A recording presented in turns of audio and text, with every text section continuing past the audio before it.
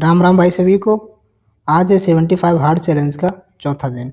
Session में आगे बढ़ने से पहले आप सभी लोगों से एक विनम्र निवेदन है कि यदि आपने अभी तक चैनल को सब्सक्राइब नहीं किया है तो कृपया चैनल को सब्सक्राइब कर लें ताकि आपको नोटिफिकेशन समय से मिलता रहे। शुरू करते हैं आज का सेशन। क्वेश्चन नंबर 1, ऋग वैदिक काल की समय सीमा क्या है? ये है 1500 ईसा पूर्व से 1000 ईसा पूर्व तक। प्रश्न संख्या 2, उत्तर वैदिक काल की समय सीमा क्या है? ये है 1000 ईसा पूर्व से 600 ईसा पूर्व तक।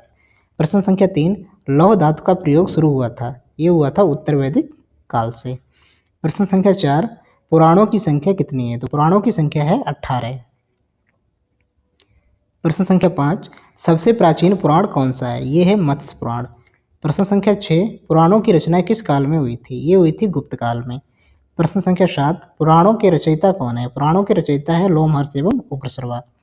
प्रश्न संख्या 8, वेदों की संख्या कितनी है? तो वेदों की संख्या है 4। प्रश्न संख्या 9, वेदांगों की संख्या कितनी है? वेदांगों की संख्या है 6। प्रश्न संख्या 10, उपनिषदों की संख्या कितनी है? तो ये है 108।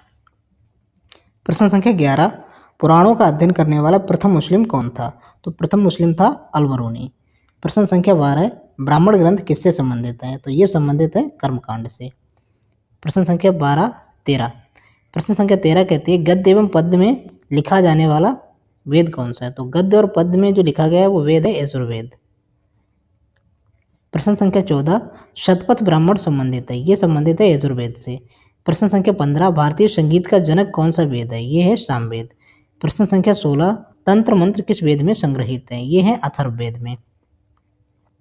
प्रश्न संख्या 17, गायत्री मंत्र किस वेद से लिया गया है? तो ये लिया गया है ऋग्वेद से। प्रश्न संख्या 18, गायत्री मंत्र के रचनाकार कौन है? ये हैं विश्वामित्र जी। प्रश्न संख्या 19, गायत्री मंत्र किसको समर्पित है? ये है सूर्य देवता को समर्पित। प्रश्न संख्या 20, गोत्र शब्द किस वेद में मिलता है? तो गोत्र मिलता है अथर्ववेद में। प्रश्न संख्या 21, भागवत धर्म के प्रवर्तक कौन है? ये है श्री कृष्ण।